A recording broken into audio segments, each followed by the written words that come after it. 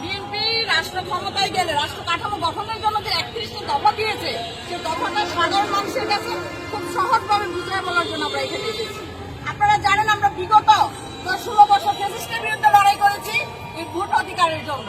হ্যাঁ, ফ্যাসিস্ট কি করেছিল? আমাদের ভোট হরণ করেছিল, আমাদের ভোট আমাদেরকে দিতে দেয় নাই।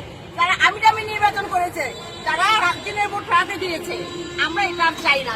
8 আগস্ট যেদিন শেখ হাসিনা এই দেশ থেকে যেতে বাধ্য হয়েছে ভারতে, সেদিন থেকে কিন্তু এর নীতি চলে গেছে। স্বাধীন সার্বভৌমত্ব বাংলাদেশটা আবার স্বাধীন হয়েছে নতুন করে। সেই ক্ষেত্র থেকে প্রতিটা মানুষের জানার অধিকার আছে, বুঝার অধিকার আছে যে আপনি আওয়ামী লীগ বিএনপি এটা ওইটা জেনে আপনি ভোট দিবেন না। আমাদের যে 25টা দফা আছে, এই দফাটা জনগণের জন্য কতটা কাজে দিবে, কতটা উপকারী হবে, এটা জেনে তারপরে আপনারা যে সিদ্ধান্ত নেবেন যে আপনারা কি এই তারিখ রহমানের 31 দফাটাকে আপনারা মূল্যায়ন করবেন। এটা থেকে কোনো একটা বিষয় আপনাদের বাদ গেছে কিনা, সে উচ্চবিত্ত থেকে নিম্নবিত্ত পর্যন্ত, একটা রিক্সাওয়ালা থেকে একটা শ্রমিক পর্যন্ত, একটা গার্মেন্টস কর্মী থেকে একটা রাজবাড়ি পর্যন্ত কারো বিষয়ে বাদ যায় নাই।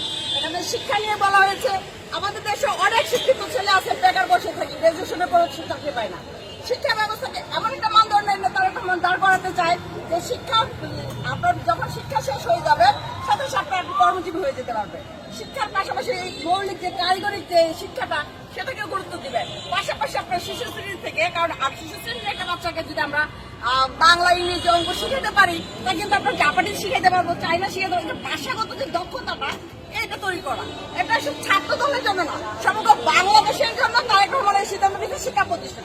আপনারা জানেন সৃজনশীলের নাম করে যে শিক্ষা ব্যবস্থা ফ্যাসিস্ট সরকার করে দিয়ে গেছে, শিক্ষা জাতির মেরুদণ্ড, সেই মেরুদণ্ডটাকে ভেঙে দিয়ে গেছে।